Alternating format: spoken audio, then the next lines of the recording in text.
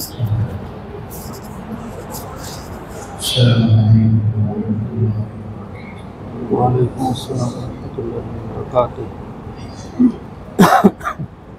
أستغفر الله أستغفر الله أستغفر الله رب اغفر لي وتب علي إنك أنت التواب الغفور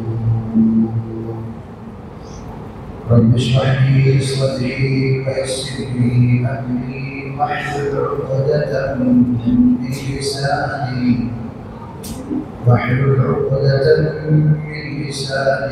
يفقهوا قولي وبك نستعين يا مستعان. الحمد لله نحمده ونستعينه ونستغفره ونؤمن به ونتوكل عليه ونعوذ بالله من شرور أنفسنا ومن سيئات أعمالنا من يهده الله فلا مضل له ومن يضلل فلا هادي له ونشهد أن لا إله إلا الله وحده لا شريك له ونشهد أن سيدنا ونبينا وشفيعنا وحبيبنا ومولانا محمدا عبده ورسوله أرسله بالحق بشيرا ونذيرا وداعيا إلى الله بإذنه وسراجا منيرا. أما بعد فأعوذ بالله من الشيطان الرجيم. بسم الله الرحمن الرحيم. أهم يقسمون رحمة ربك نحن قسمنا بينهم معيشتهم في الحياة الدنيا ورفعنا بعضهم فوق بعض درجات ليتخذ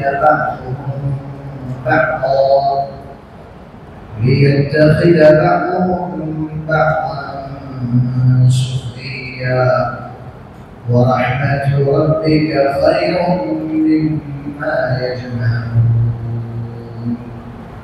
آمنت بالله صدق الله مولانا العلي العظيم وصدق رسوله النبي الأمي الكريم ونحن على ذلك من الشاهدين والشاكرين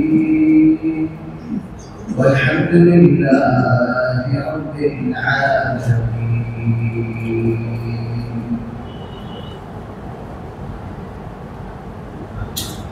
أوصيكم سبحانه मोहतरम सामीईन के भाई बंधुरा अल्लाह पाक रब्बुल आलमीन ने बख्शिश मेहरबानी और शुक्रिया যিনি আমাদেরকে অন্যান্য জুমার ন্যায় এই জুমাতেও নির্ধারিত সময়ের আগে মসজিদে হাজির হওয়ার তৌফিক দান করেছেন। আলহামদুলিল্লাহ। আল্লাহ পাক রব্বুল আলমিন আমাদেরকে তার সন্তুষ্টি অর্জনের যতগুলো মাধ্যম আছে সবগুলো বিষয়ে ঠিকভাবে জানার তৌফিক দান করুন এবং যেসব কাজ করলে আল্লাহ পাক অসন্তুষ্ট হন সেই কাজগুলো জেনে সেই কাজ থেকে বাঁচার তৌফিক দান করুন। কারণ মানুষ যদি না জানে তাদের সব আচার আচরণ প্রকাশ করে সে হয়তো সেটাকে ভালো মনে করতে পারে কিন্তু প্রকৃত অর্থে বাস্তবে সেটা তাদের ক্ষতি করবে। মানুষ অনেক সময় না জানার কারণে কিংবা জ্ঞানের সঠিক চর্চা না থাকার কারণে কিংবা জ্ঞানের আলোয় আলোকিত না হওয়ার কারণে এমন সব কাজ করে ফেলে যে কাজগুলোর কারণে সে জ্ঞানী হয়ে উন্নত হয়ে যায় জ্ঞানী হয়েও অজ্ঞ থেকে যায়, জ্ঞানী হয়েও জাহেল থেকে যায়। জাহেল, আমরা জাহেল বলে মাইন্ড করি, তো যদি কাউকে বলে তুমি তো জাহেল, আমরা মাইন্ড করি, স্বাভাবিক বিষয়, আমরা মাইন্ড করি। এই যে কাউকে বলে তুমি জাহেল, আমাকে কেউ ট্যাগ দিল না, উপাধি দিল না, আমি এমন কাজ করতাম যে কাজ করলে অটোমেটিক্যালি এই ট্যাগ চলে আসে। এমন একটা কাজ করলাম যে কাজে বুঝাই যাচ্ছে যে এই লোকটা জানে, জেনেও জ্ঞানের আলোয় আলোকিত না হওয়ার কারণে সে মূর্খ থেকে গেছে। আমাদের মাদ্রাসার যে সমস্ত পড়ালেখা আছে একটা শাস্ত্র হলো আরবি সাহিত্য, আরবি অলঙ্কার শাস্ত্র। পঞ্চম বর্ষে একটা কিতাব পড়ানো হয়, এই কিতাবের নাম হচ্ছে দুরুসুল বালাগ। এই কিতাবের মধ্যে একটা আলোচনা এরকম আছে যে একটা সন্তানকে কি সম্বোধন করে কথা বলা যাবে, সন্তানকে সম্বোধন করে তার বাবার দিকে ইঙ্গিত করে, আর বেটা এটা তোর বাপ। একটা সন্তানকে তার বাবার সামনে সন্তানকে সম্বোধন করা হচ্ছে, বাবার দিকে ইঙ্গিত করা হচ্ছে, বলা হচ্ছে এটা তোর বাপ। এটা কি বলা সঠিক আছে? সঠিক আছে। সন্তান যখন মা বাবার অবাধ্যতার এমন একটা পর্যায়ে চলে যায় যে সে মা বাবাকে চেনা সত্ত্বেও, মা বাবার সাথে সদাচরণ করার আবশ্যকীয়তা জানা থাকা সত্ত্বেও সে ওই জ্ঞানকে কাজে না লাগিয়ে সে মূর্খতাপূর্ণ আচরণ করে মা বাবার সাথে যখন সে দুর্ব্যবহার করার জন্য সে একেবারে দিশেহারা হয়ে যায়, তখন সে জেনেও অজ্ঞ। ওই পরিস্থিতিতে তাকে বলা যায় যে এটা তো তোর বাবা। এখানে প্রশ্ন করার সুযোগ নেই যে এটা তোর বাবা, কি জানে না? ও জানলে তো এই আচরণ করতো না, ওই আচরণ করছে, তার মানে ও জানে না এটা তোর বাবা।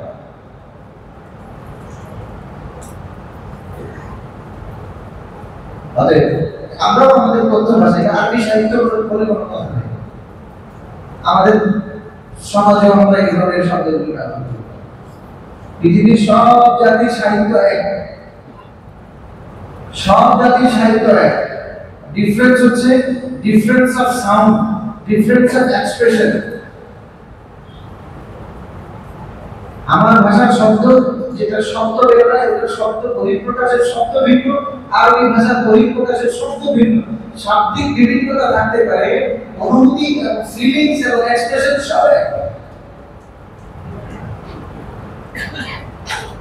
তো এই ছেলেকে যখন সম্বোধন করে বলা যাবে এটা তোর বাপ, তার মানে ছেলে সব জানে, তারপর সে মূর্খতাপূর্ণ আচরণ করছে, যার দেখা শুনতে আল্লাহ মাফ করে। অনেক সময় আমাদের দ্বারা আমাদের ব্যক্তি জীবনে, পারিবারিক জীবনে, সামাজিক জীবনে এমন সব আচরণ প্রকাশ পায় যে আচরণগুলোতে এই বিষয়টা ফুটে ওঠে যে আমি জেনেও অজ্ঞ, আমি বুঝেও না বুঝ, আমি বুঝেও অবুঝ। আল্লাহ পাক আমাদেরকে এমন ক্ষতিকারক এলেম থেকে হেফাজত করেন। এলেমের ক্ষতির দিক হচ্ছে জ্ঞানের, নলেজের ক্ষতির দিকে তাই যে সে আমাকে পজিটিভ প্রোডাক্টিভ কোনো কিছু সাপ্লাই করতে পারছে না। খারাপ কিছু যদি না করে তাহলে তো ঠিক আছে, কিন্তু সে যদি ভালো কোনো কিছু, ভালো কোনো এনার্জি, ভালো কোনো পাওয়ার, আমার নলেজ যদি আমাকে সাপ্লাই না করে, বুঝতে হবে এটা ফালতু। রাসূল পাক সাল্লাল্লাহু আলাইহি ওয়াসাল্লাম দোয়া করেছেন, আল্লাহুম্মা আল্লিমনা মা ইয়ানফা'ুনা ওয়ানফা'না বিমা আল্লামতানা। হে আল্লাহ, আমার জন্য উপকারী জিনিস আমাকে শেখান, আর যেটা আমার জন্য ক্ষতিকর সেটা দরকার নেই। উপকারী জিনিস আমাকে শেখান, যা শিখে ফেলেছি ওইটার প্রোডাক্টিভিটি, ওইটার থেকে যেন আমি আসলে গেইনার হইতে পারি, আমি যেন ওইটার থেকে আমার জীবনের সঠিক পথকে, আলোকিত পথকে যেন আমি এনক্যাশ করতে পারি। আল্লাহ আপনি আমাকে এটা দেন। ওয়াজিদনা ইলমা, এই লটের ইলমকে দিন দিন আমরা বাড়াতে থাকেন।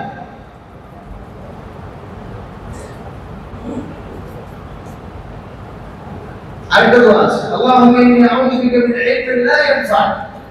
আল্লাহ, আমি আপনার কাছে এমন জ্ঞান থেকে আশ্রয় চাই যে জ্ঞান আমার কোনো উপকারে আসে না।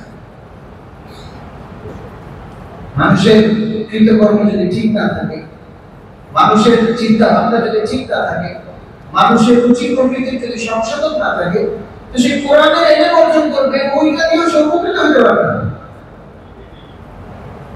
উপকারী এলেম বলতে কিন্তু এটা বোঝাচ্ছি না যে জেনারেল নলেজ গ্রহণ করা বাদ দিয়ে দিব আর সারাদিন বসে বসে কোরআন শরীফ পড়ব। আল্লাহ পাক যেন এটা কবুল করেন যে আমাকে কোরআন শরীফ শেখার পরে কোরআন শরীফ শিখে যেন আমি উপকৃত হতে পারি, এইটা তো লাগবে।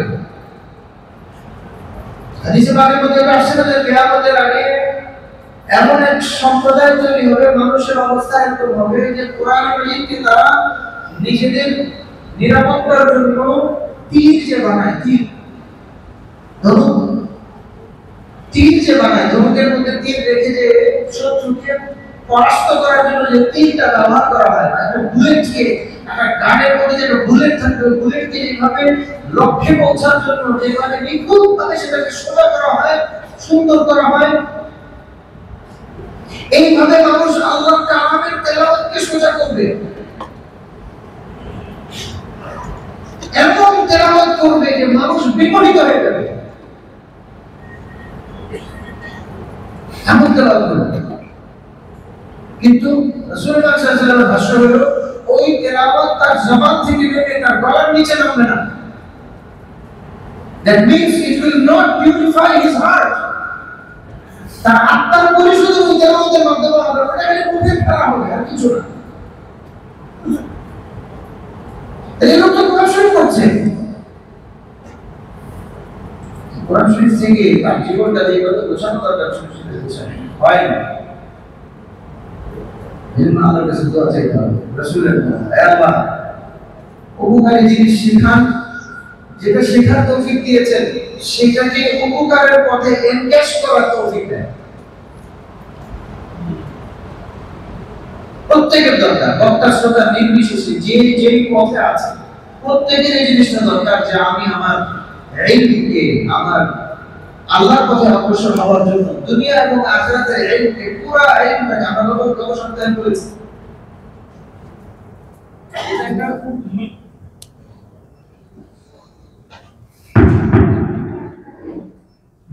এটা একটা ভ্রান্ত ধারণা যে আল্লাহর সন্তুষ্টি শুধু আখিরাতের কাজ দিয়ে করা যায়, দুনিয়ার কাজ দিয়ে অর্জন করা যায় না। এটা একটা ভ্রান্ত ধারণা।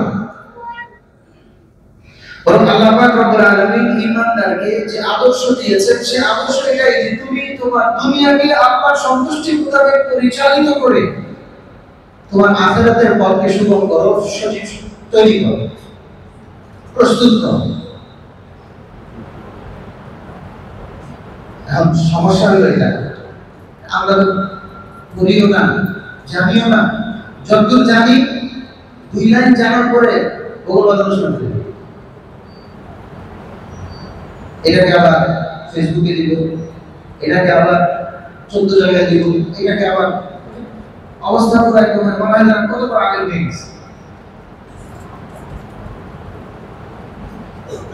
এটা না করা যায় না। সঠিকভাবে একটা জ্ঞানকে পরিপূর্ণতার সাথে অর্জন করা যায় এবং অর্জন করতে হবে, কারণ আল্লাহ পাক রব্বুল আলামিন আপনাকে আমাকে যে নিয়ামত দান করেছেন, পৃথিবীর আর 10টা জাতিকে ওই নিয়ামত দেন নাই। আপনাকে আমাকে মুসলমান বানিয়েছেন, মুসলমানের ঘরে জন্ম দিয়েছেন। আল্লাহ পাকের আমল বিধান কোরআনে মাজিদ আমাদের উপর নাযিল হয়েছে, মুহাম্মদুর রাসূলুল্লাহ সাল্লাল্লাহু আলাইহি ওয়াসাল্লাম তৌফিক দান করেছেন।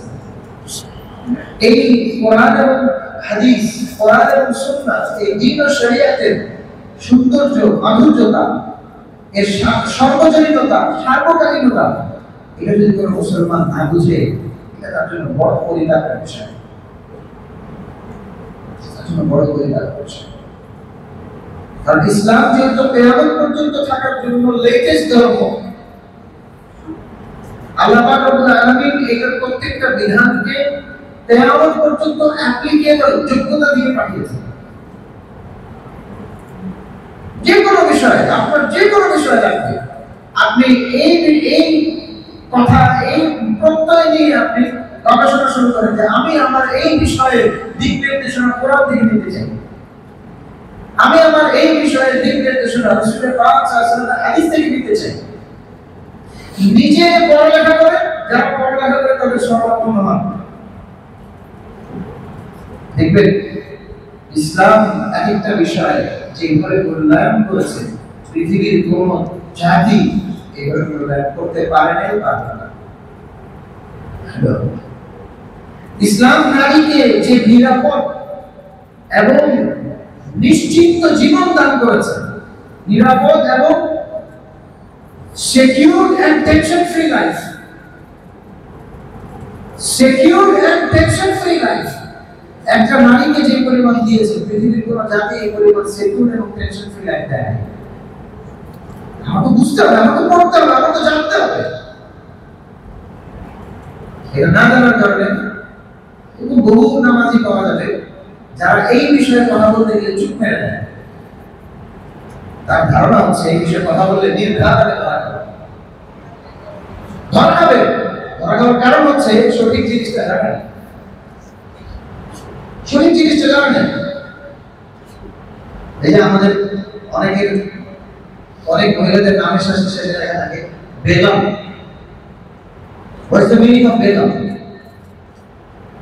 বেগম শব্দটা তো মুসলমানদের ব্যবহারে আসে। বেগম শব্দটা কোনো হিন্দুর ব্যবহারে আছে? কোনো হিন্দু মহিলার নাম কেউ শুনেছে যার নামের সাথে বেগম আছে? কোন খ্রিস্টান মহিলার নামের সাথে বেগম নাই। ইসলাম এই কনসেপ্টটা দেয় একজন নারী সে বেগম। বেগম মানে কি? যার কারণে গম মানে দুশ্চিন্তা, বেগম যার কোনো দুশ্চিন্তা নাই। একজন নারী কিভাবে দুশ্চিন্তার মধ্যে থাকবে? ইসলাম যে সুশাসন এবং সুশীতল ছায়া মেলে তাকে নিরাপত্তা দিয়েছে। সমস্যা ওই জায়গায় যে মুসলমানরা ইসলামকে চর্চা করা বাদ দিয়ে দিয়েছে। ডাক্তার ইকবাল মরহুম আরব সফর করে আর ইউরোপ সফর করে কি বলেছেন যে আমি ইউরোপে গিয়েছি মুসলমান দেখি নাই, ইসলাম দেখেছি। আর আমি আরবে গিয়েছি, মুসলমান দেখেছি, ইসলাম দেখি। উনি যদি বাংলাদেশে আসবেন একই কথা বলবেন, ভারতবর্ষের লোক একই কথাই বলতেন যে আমি এই সমস্ত অঞ্চলে মুসলমান দেখেছি, ইসলাম দেখি না। Blame does not go to Islam. Blame আমার আপনার উপরে। আমার আপনার মতো এরকম হতভাগা দুর্ভাগা মুসলমান যারা ইসলামের অনুসারী বলে দাবি করে, তারা ইসলামকে নিয়ে তামাশা শুরু করেছে। তারা ইসলামের বিধানগুলোকে অবজ্ঞা করা শুরু করেছে। তারা আল্লাহর উপর বিশ্বাস করে, আল্লাহ নাফরমানি করে, রাসূলের উপর বিশ্বাস, রাসূলের মহব্বতের দাবি করে, রাসূলের সুন্নতকে উপেক্ষা করে। তারা জান্নাত পেতে চায় কিন্তু জান্নাতের আমল করতে চায় না। তারা জাহান্নাম থেকে মুক্ত হতে চায় কিন্তু জান্নাতের সব কাজগুলো করে। এটা মুসলমান, এটা মুসলমানের চিত্র। ইচ এন্ড এভরি পারসন সে নিজের কলার খুলে, নিজের জীবনের আমল নামা খুলে একটু তাকার না, আমাদেরকে দেখার দরকার নেই। দেখবো যে ওই একই কথা, আমি মুসলমান কিন্তু আমার মধ্যে ইসলাম কয় পার্সেন্ট আছে জানা দরকার। এটা আমরা জানি না, পালন করি না। এটা যে যা বুঝায় তাই বুঝি, আমি জানি না। এই যে গত আজকে তো 3 তারিখ, 2 দিন আগে গেল কি শ্রমিক দিবস, নাকি বিশ্ব শ্রমিক দিবস। এখানে একটা লোক হাত তুলে বলল যে ইসলাম শ্রমিককে যে অধিকার দিয়েছে সে অধিকার সম্পর্কে আমার জানা আছে, বা আমি শ্রমিক দিবস উপলক্ষে এটা বাংলায় করেছি।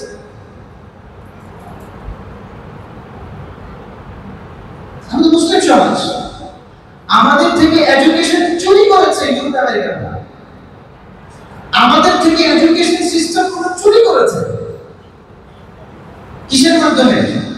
এই যে রাস্তা হচ্ছে, ফ্লাইওভার হচ্ছে, তারপরে আপনার বাসায় এসি লেগে যাচ্ছে, বিদ্যুৎ চলে আসছে, আপনার জীবনের বিভিন্ন জায়গাগুলো উন্নত হচ্ছে, তোমাকে সব কিছু সরবরাহ করা হবে। But development of your ethics, এইটার জন্য সব রাস্তাটা বন্ধ করে দিচ্ছে। তুমি ওই আরামের বিছানায়, আরামের এসিতে নিঃশ্বাস নিতে নিতে কবে তোমার জীবন পার করে দেবার তোমার প্রজন্ম জ্ঞানহীন মূর্খ অবস্থায় রাস্তায় থাকে। বাংলাদেশ কি বলে এটাকে থার্ড ওয়ার্ল্ডের একটা নিচের একটা দেশ, কিন্তু আমাদের জীবন জীবিকা নির্বাহ এবং আমাদের রাস্তাঘাটে চলাফেরা এইসব কিছু দেখে কেউ বিশ্বাস করবে না,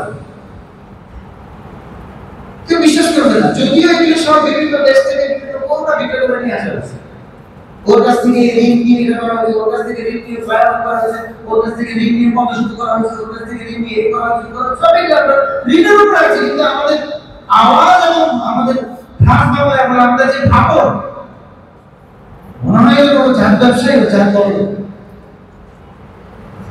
প্রকারান্তরে আমি আপনি এবং আমাদের প্রজন্ম ক্রমান্বয়ে স্ট্যাটিস্টিক্স এটা পরিসংখ্যানগুলো এই ফ্ল্যাট অবতরণ করছে না, এত খারাপ নিচে হচ্ছে যে আমাদের এডুকেশন লেভেল পড়ে গেছে। দিন সম্পর্কিত জানার সময় নেই। ইসলাম একজন শ্রমিককে কি মর্যাদা দিয়েছে?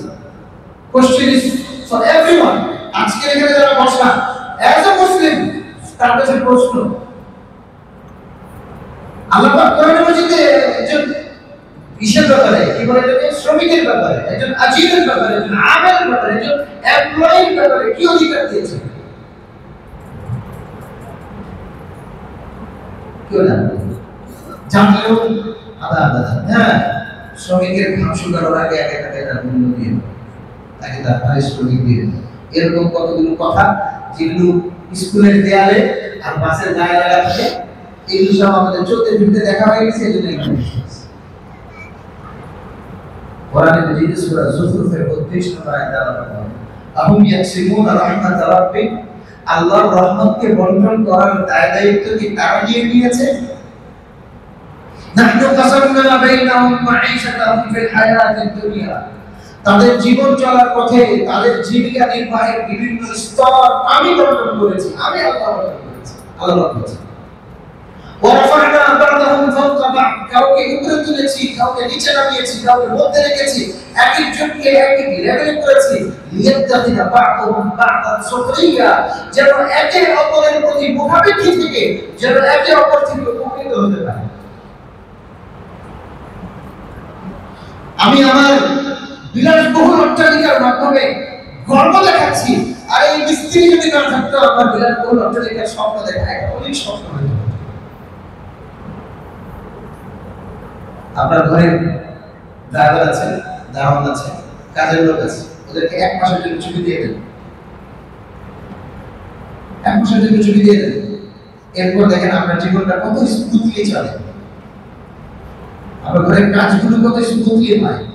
কাজের বুয়াটাকে ছুটি দিয়ে দেন, ড্রাইভারটাকে ছুটি দিয়ে দেন, দারোয়ানটাকে ছুটি দিয়ে দেন।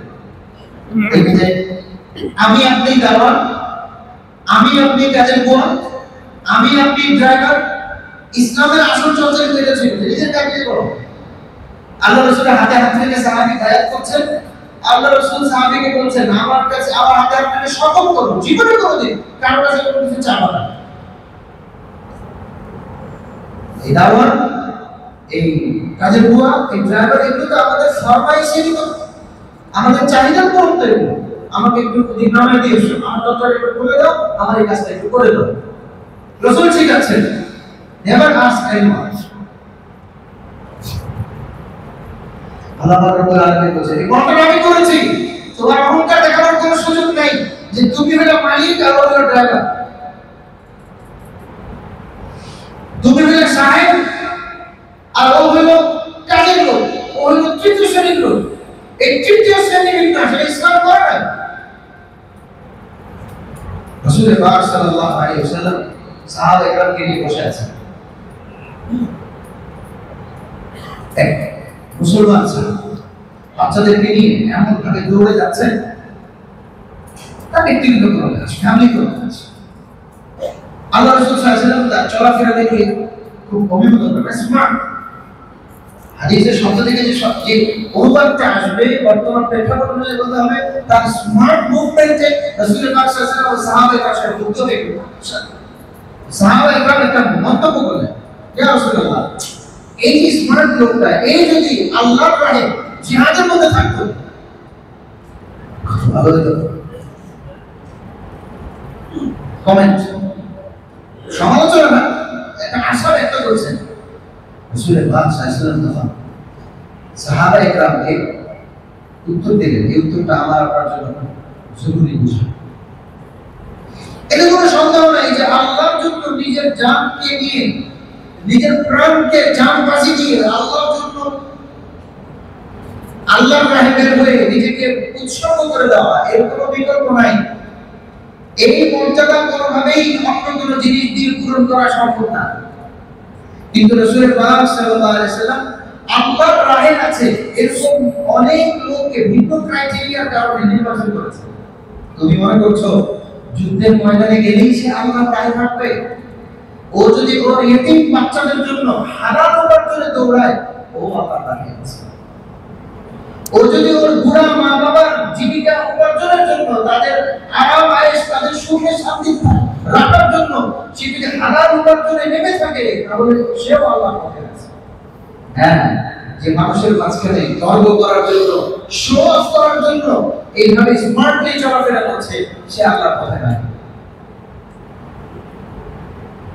সে আল্লাহর পথে নাই। যে আসল অর্থে নিজের পরিবারের লোকদের খরচ এবং তাদের খরচ বহন করার জন্য সে হালাল উপার্জনে দৌড়াচ্ছে। আমাদের অনেকে আমরা ভেবে ফেলছি যে তাহলে তো আমরাও মনে হয় আল্লাহর পথে আছি। আমাদের পরিবার পরিজনের জন্য বিভিন্ন জীবিকা উপার্জনের যে দৌড়, এই দৌড়ের মধ্যে তাদের খরচের উপরে আরো অনেক কিছু যোগ হয়ে গেছে। আমাকে ইকবাল রোডে থাকতে হবে, এই জন্য আমাকে ধান্দাটা ওইভাবে বুঝ করে করতে হবে।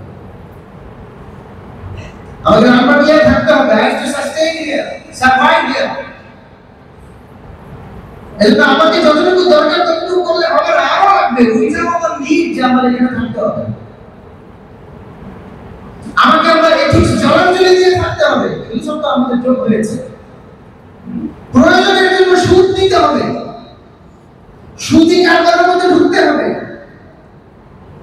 এই সব অপ্রাসঙ্গিক হারাম জিনিসগুলো যখন আমার উপার্জনে যোগ হবে, তখন প্রশ্ন আসে যে এগুলো সব যোগ হওয়ার পরে কি সে আল্লাহর পথে আছে? অশ্লীল কারণ, অশ্লীল কারণ সেটা। যে নিজের পরিবার পরিজনের জীবিকা উপার্জনের জন্য হালালের পেছনে দৌড়াচ্ছে, সে আছে। আর যার এই সমস্ত অপ্রাসঙ্গিক জিনিসগুলো যোগ হয়েছে, সে যদি কিয়ামত পর্যন্ত এইভাবে জীবিকার মধ্যে থাকে, নাই আল্লাহর নাফরমানি করে, আল্লাহর বিরোধিতা করে, অত্যন্তপূর্ণ আচরণ করে, তখন সে আসে। রাসূল পাক সাল্লাল্লাহু আলাইহি ওয়াসাল্লাম বলেন, ইখওয়ানুকুম খাওয়ারিকুম, তোমাদের কিছু ভাই তোমাদের অধীনে, তোমাদের কর্মচারী হিসেবে আছে। অতএব তোমরা যা খাবে তাদেরকে তাই খাওয়াবে, তোমরা যা পড়বে তাদেরকে তাই পড়াবে, নিজেরা যা খাবে তাদেরকে তা খাওয়াবে, যা গায়ে দিবে তাদেরকে তাই পড়াবে। বহু ইমানদার এখানে এসে ধরা খেয়ে যাবে, নিজে যা খাবে ওটার মধ্যে যদি গন্ধ আসে তাকে খাওয়াবে, নিজে যা করবে ওটা যেদিন নিয়ম করবে আর করবে না কখনো। আসলে বাপ সাল্লাল্লাহু আপনাকে আমাকে এটা শিখাচ্ছেন না, এটা শিখাচ্ছেন না। আল্লাহ পাক রব্বুল আলামিন এই অধীনস্থ লোকদেরকে জীবিকা বিভিন্ন বিন্যাসের কারণে আমাদের উপরে করেছেন, আরেকজনকে মাঝে করেছেন, আরেকজনকে নিচে করেছেন, বাস এতটুকুই। কে জানে আল্লাহ পাক রব্বুল আলামিনের সাথে কার সম্পর্ক কিরকম। আমি বড় সাহেব, আপনি বড় সাহেব, আপনার অধীনের যে লোকটার সাথে আপনি দুর্ব্যবহার করছেন, তার সাথে কঠোর ভাষায় কথা বলছেন বা তার হক তাকে দিচ্ছেন না, এই লোকের আল্লাহ পাক রব্বুল আলামিনের সাথে কি সম্পর্ক এটা কে জানে? এটা কি জানে? না আমি আমার পক্ষ থেকে ব্যবস্থা নিয়ে নিলাম যে না ও এটা করেছে। ইসলাম কি বলে? ও যদি তোমার হক না দেয়, ও যদি তোমার অধিকার আদায় না করে, তুমি তাকে দাও দিয়ে দাও। আর তার অধিকার আল্লাহর কাছে বলে যে আল্লাহ আপনাকে তাকে তৌফিক দিয়ে দিয়েছিলেন আমার হক আদায় করে দেন। ইসলাম শিখায় তুমি তোমার হক দিয়ে দাও, আরেকজন দেয় নাই আল্লাহর জন্য তুমি তাকে ছেড়ে দাও। দুনিয়ার প্রবাহ শিখায় আওয়াজ তুলুন। এখন আওয়াজ হচ্ছে, বাবা সন্তানের বিরুদ্ধে আওয়াজ উঠায়, সন্তান বাবার বিরুদ্ধে আওয়াজ উঠায়, মেয়ে মায়ের বিরুদ্ধে আওয়াজ উঠায়, স্ত্রী স্বামীর বিরুদ্ধে আওয়াজ উঠাচ্ছে। কিন্তু ইসলামের যে সৌন্দর্য, মুসলমানের যে প্র্যাকটিস থাকার কথা ছিল যে আমার যে দায়িত্ব আছে আমি দিয়ে দিই, বাকিটা আমার জন্য সহজ না। যার উপর দিয়ে যায় সে বুঝে, যার উপর দিয়ে যায় সে বুঝে। কিন্তু ইসলাম এই বিষয়ের প্রতি উৎসাহিত করেছে। অধীনস্থদের প্রতি দয়া, অধীনস্থদের প্রতি রহমত, অধীনস্থদেরকে ছাড় দেওয়া, অধীনস্থদেরকে অধিকার দেওয়া। সাহাবী আবু মাসউদ বদরি রাদিয়াল্লাহু আনহু, আল্লাহ রাসূল সাল্লাল্লাহু আলাইহি ওয়াসাল্লাম যাচ্ছেন, হঠাৎ আবু মাসউদ বদরি রাদিয়াল্লাহু আনহু দেখলেন ওনার গোলামকে মারছেন লাঠি দিয়ে, চাবুক দিয়ে মারছেন, নির্ঘাত করে অন্যায় হয়েছে। আর আবু মাসউদ বদরি রাদিয়াল্লাহু আনহু চাবুক দিয়ে মারছেন। হঠাৎ তিনি শুনেন পিছন দিক থেকে রাসূলুল্লাহ সাল্লাল্লাহু আলাইহি ওয়াসাল্লামের আওয়াজ, এর নাম আবু মাসউদ, হে আবু মাসউদ শুনে রাখো, আল্লাহ তাআলা তুমি যে এই গোলামের উপর ক্ষমতা রাখো, এই ক্ষমতার চেয়ে বেশি তোমার উপর আল্লাহ ক্ষমতা রাখেন। এই গোলামের উপর যে তোমার অধিকার, এই চেয়ে বেশি আল্লাহ তোমার উপর অধিকার রাখেন। আবু মাসউদ রাদিয়াল্লাহু আনহু দিল কেঁপে গেছে, সাথে সাথে চাবুক ফেলে দিয়েছেন। আবু বললেন ইয়া রাসূলুল্লাহ হুয়া হুররুন বিওয়াজহিল্লাহ, আল্লাহর কসম হে আল্লাহর রাসূল, সে আল্লাহর জন্য তাকে আঘাত করে দেন। রাসূল পাক সাল্লাল্লাহু আলাইহি ওয়াসাল্লাম বলেন তুমি যদি ওর প্রতি দয়া না করো, জাহান্নামের আগুন তোমাকে ছাই করে দেবে। হাদিসে পাকের মধ্যে আছে, তারগীব ও তারহিবের হাদিস, মূলত এটা তাবারানী শরীফের হাদিস। রাসূল পাক সাল্লাল্লাহু আলাইহি ওয়াসাল্লাম বলেন আল্লাহ পাক বলেন, তার মানে কি এই হাদিসটা হাদিসে কুদসি। আল্লাহ রাসূল বলেন, আল্লাহ পাক বলেন তিন শ্রেণীর লোক আছে কাল কিয়ামতের ময়দানে আমি তাদের পক্ষ হয়ে তাদের উপর যে সীমালঙ্ঘন করেছে ওদের বিরুদ্ধে মামলা দায়ের করব। তিন শ্রেণীর লোক, এর মধ্যে তৃতীয় শ্রেণীর লোক হচ্ছে যে কাউকে কোন চুক্তিতে কোন কাজের জন্য নিয়েছিল, পরে নিজের কাজ পুরোপুরি উদ্ধার করার পরে তাকে তার প্রতিদান না দিয়ে তাকে বিদায় করেছে। প্রতিদান না দিয়ে বিদায় করেছে। দেখ হারাম খাওয়া, এটা তো আমরা বুঝি না, হারাম খাওয়া যায় না, আমাদের কাছে আমরা প্র্যাকটিস করি, এটাকে আরো উপরে উঠানো উচিত।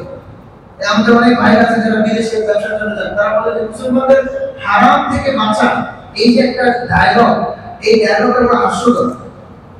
চায়নায় গেছে কপি মাল বানানোর জন্য, একটা পণ্যের নকল মাল বানানোর জন্য, এদিকে নকল মালের ব্যবসা করে, এদিকে হারাম খায়।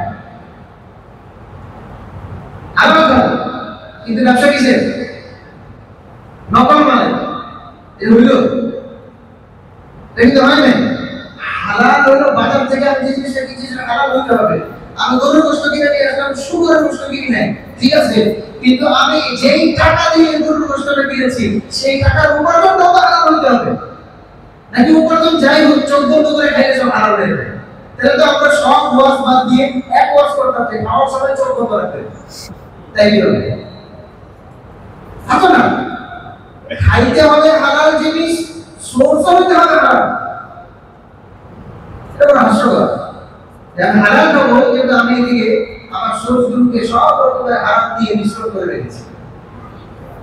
আল্লাহ পাক আমাদেরকে বুঝার তৌফিক দান করুন। তো যেটা আলোচনা করতে চাচ্ছিলাম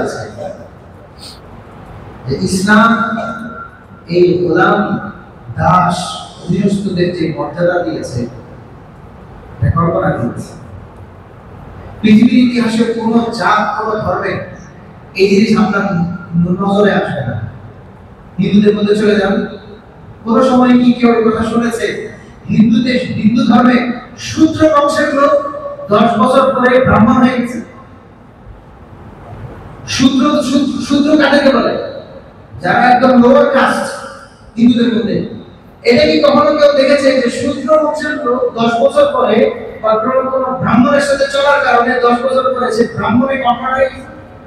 না, বরং তাদেরকে এই বুঝ, তাদেরকে মাইন্ড ওয়াশ করা হয়েছে যে তুমি শূদ্র হিসেবে জন্মেছো, তুমি শূদ্র হিসেবেই থাকো। তাহলে কি হবে? এইভাবে মরে গেলে পরের জন্মে গিয়ে তুমি ভালো কিছু হবে। পুনর্জন্মে তারা বিশ্বাসী, আমরা পুনর্জন্মে বিশ্বাসী না। Life is one time. এরপরে গিয়ে আল্লাহ পাকের সামনে দাঁড়াইতে হবে। আল্লাহ পাকের সামনে দাঁড়ানোর আগে আর কোনো লাইফ নাই। এখন ইসলাম কি শেখায়? ইসলাম বিভিন্ন আমার আপনার বিভিন্ন এমন আমল, যে আমলে ত্রুটি হয়ে গেছে, ওই ত্রুটির পেনাল্টিতে একজন গোলামকে আযাদ করার ঘোষণা দিয়েছে। তোমার এই সমস্যা হয়ে গেছে, এটা পেনাল্টি কি দিবা? বলে এটা প্রথম পেনাল্টি হচ্ছে গোলাম আযাদ করে দাও।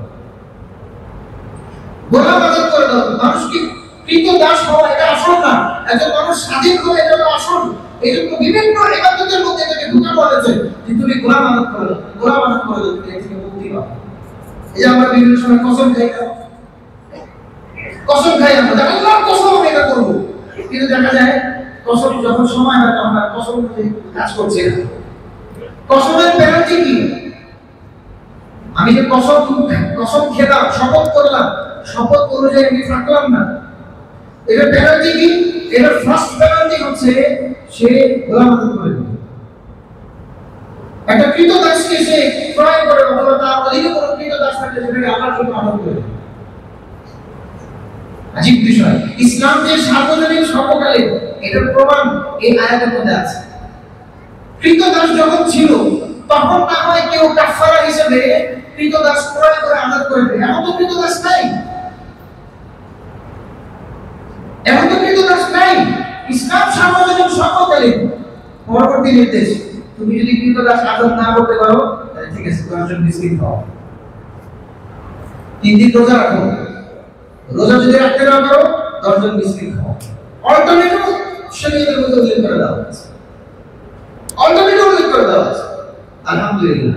আপনি ইসলামের ইতিহাস ঘেটে দেখেন, সাহাবায়ে-কেরাম এক একজন গোলামকে আযাদ করতে করতে এক একজন সাহাবীর নাম বললে শয়ে শয়ে গোলাম আযাদ করেছে। কল্পনা করা যায়, কোন ব্রাহ্মণ যদি দেখে তার সমাজের একটা শূদ্র সে হুট করে উঠে এসে ব্রাহ্মণের পোশাক নিয়ে রাস্তার মধ্যে সে ঘোরাফেরা করছে, ওই ব্রাহ্মণ তো ফিটকে পড়ে যাবে, রোদ্রের তাপে হিংস্র করা করে, এমনি হিংস্র হয়ে যায়। লোয়ার কাস্ট সে কিভাবে আবার আপার কাস্টের মধ্যে চলে আসে? ইসলাম কোন কাস্টকে স্থান দেয় না। তুমি তোমার গোলাম যতক্ষণ গোলাম আছে তার যথাযথ মর্যাদা দাও। গোলাম যখন তুমি যদি গোলামকে আযাদ করে দাও, তোমার যে অধিকার গোলামের সেই একই অধিকার। হযরত খুব সম্ভবত আবু যর গিফারী রাদিয়াল্লাহু আনহু নিজের অধীনের গোলামকে উল্টাপাল্টা করেছে, মনে হয় গালি দিয়েছে, কোন কথা বলেছে, গালি বলা ঠিক হবে, কোন কথা বলেছে, কোন কথাটা কি হাদিসের মধ্যে আছে, ইয়াবনাল হাবাশিয়া, এই কালিমাটির কুক ভাগবে। ইসলামের সৌন্দর্য দেখেন, রাসূল পাক সাল্লাল্লাহু আলাইহি ওয়াসাল্লাম পিছন থেকে শুনে ফেলছে, এই ইন্নাকা মুমিন ফিকা জাহিলিয়া, তোমার ভিতরে তো দেখি এখনো মূর্খতার জাহিলিয়াতের ওই অংশটা রয়ে গেছে। তুমি তো কেঁপে গেছে, আমি ইসলাম কবুল করলাম, আমি রাসূলুল্লাহ সাল্লাল্লাহু আলাইহি ওয়াসাল্লামের সাহাবী হইলাম, এত কিছু করলাম, আল্লাহ সুবহানাহু তুমি এখনো মূর্খ থেকে গেছো, ইয়া রাসূলুল্লাহ কি করব? আজ আবু যর গিফারী রাদিয়াল্লাহু আনহুকে রাসূল পাক সাল্লাল্লাহু আলাইহি ওয়াসাল্লাম বলেন, তুমি যা করবা তাকে তা করো, তুমি যা খাবা তাকে তা খাও। আজ আবু যর গিফারী রাদিয়াল্লাহু আনহু এরপর থেকে কোন সময় একা খান নাই, নিজের গোলামকে সাথে নিয়ে খেতেন, যা খাইতেন তুলে দিতেন। আর ওনার পোশাক কি ছিল? ওনার গায়ের জামা ওটা ম্যাচিং হইতো ওনার গোলামের লুঙ্গির সাথে, আর ওনার লুঙ্গি ওটা ম্যাচিং হইতে ওনার গোলামের পোশাকের সাথে।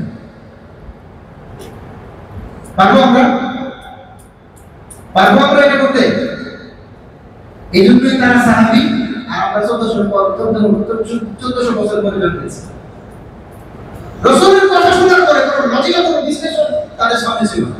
আল্লাহ রাসূল বলেছেন সাহাবী এবং সাহাবায়ে কেরাম এই ধরনের গোলামদেরকে আযাদ করে যেইভাবে তাদেরকে ইলম শিখিয়েছেন, জ্ঞান শিখিয়েছেন, কল্পনাতীত কোন পৃথিবীর কোন জায়গায় কোন ইতিহাসে কোন নজির পাওয়া যায় না যে নিজে গোলামকে আযাদ করে দিয়েছেন, আযাদ করে নিজের কাছে বসিয়ে বস, আমার কাছে রাসূলুল্লাহর ইলম আছে, ওই ইলম নেই।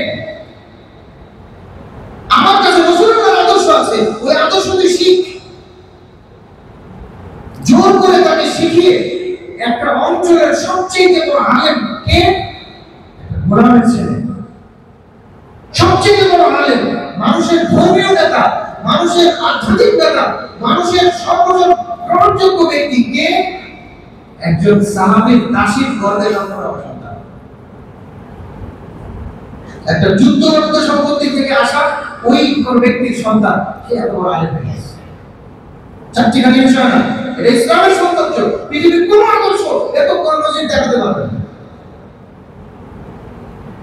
123 হিজরিতে একজন মুহাদ্দিস ইন্তেকাল করেছেন, ইবনে শিহাব যুহরি রাহমাতুল্লাহ আলাইহি। আমরা এই ঘটনা বলে আজকে আলোচনা শেষ করব। উনি ওই সময়কার তৎকালীন উমাইয়া খিলাফতের শাসক আব্দুল মালিক ইবনে মারওয়ান তার কাছে উপস্থিত হয়েছে।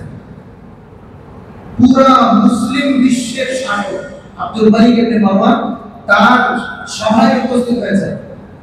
আব্দুল মালিক ইবনে মারওয়ান জিজ্ঞাসা করছেন, ইবনে শিহাব কেমন, কি অবস্থা, কই থেকে আসেন আপনি? বলেন আমি মক্কা থেকে আসছি। আপনার মতো একজন গ্রহণযোগ্য মক্কায় যারা নেতৃত্ব দেয় তার মতো ব্যক্তি আপনি চলে আসেন, মক্কায় কাকে রেখে আসছেন? আপনাদের এই নেতৃত্বের আসনে কাকে বসিয়ে এসেছেন? তিনি বলেন আতা ইবনে আবি রাবাহকে বসিয়ে এসেছে। জিজ্ঞাসা করে সে কি আরব? না, সে আরব না, বরং কৃতদাসের ঘরে জন্ম নেওয়া। আচ্ছা, কৃতদাসের ঘরে জন্ম নেওয়া লোক এই লোক আবার কেমনে মানুষের উপর নেতৃত্ব করে? তিনি উত্তরে বলছেন নিজের ধর্মবিরোধিতার মাধ্যমে আর আল্লাহ রাসূলের হাদিস চর্চার মাধ্যমে। এটা আমার একটা বিষয়, যে বিষয়কে যদি চর্চা করে আর নিজের জীবনের প্রতি আদর্শকে বাস্তবায়ন করে, সে গোলাম না, সে কি দেখা হবে না, তাকে মানুষ নিজের মাথায় সম্মানের আসনে বসায়। আচ্ছা, আপনি মক্কায় নেতাকে বসায় দিয়েছেন, তাহলে ইয়ামানে কি আছে? ইয়ামানে এই নেতৃত্বের আসনে কি আছে? বলেন তাউস ইবনে কাইসান। আচ্ছা, তাউস ইবনে কাইসান সে কি আরব? না, সেও আরব। কেমন? বলে ওই যে আতা যেমন ওরকম। নেতৃত্ব দেয় কিভাবে?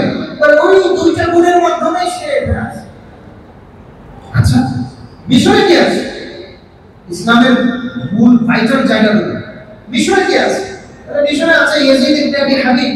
আচ্ছা, সে কি আরব? না, সেও আরব। কিসের ছেলে?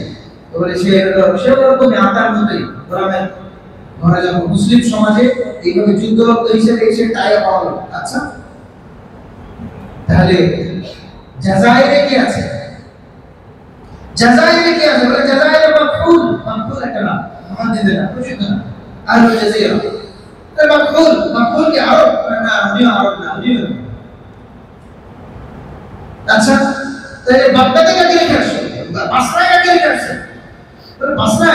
বাসরায় তো হাসান বসরিকে রেখে আসছে। আমরা চিনি না হাসান বসরিকে? বাদশা জিজ্ঞাসা করছেন হাসান বসরি, আচ্ছা সে কি আরব? না, সেও আরব না, সেও আরব না। এইভাবে করে ইসলামী শাসনের মূল কেন্দ্রগুলিতে একটা পর একটা নিয়ে রয়েছে। কোন জায়গায় কোন অরিজিনাল আরব লোক নেতৃত্বের আসনে নাই। মানুষের ধর্মীয় এবং জীবনের আসল নেতৃত্বের আসনে বসে আছে এই গোলামের ঘরে জন্ম নেওয়া লোক কিংবা যুদ্ধরত সম্পত্তি, যাদেরকে সাহাবায়ে কেরাম গড়ে আযাদ করে তাদেরকে মানুষের নেতা বানিয়ে দিয়েছে। বলে আল্লাহ তোমাকে ধ্বংস করুক। কুফায় কে আছে বলো তো? তখন উনি বলছেন কুফায় আছে ইব্রাহিম নাখাই।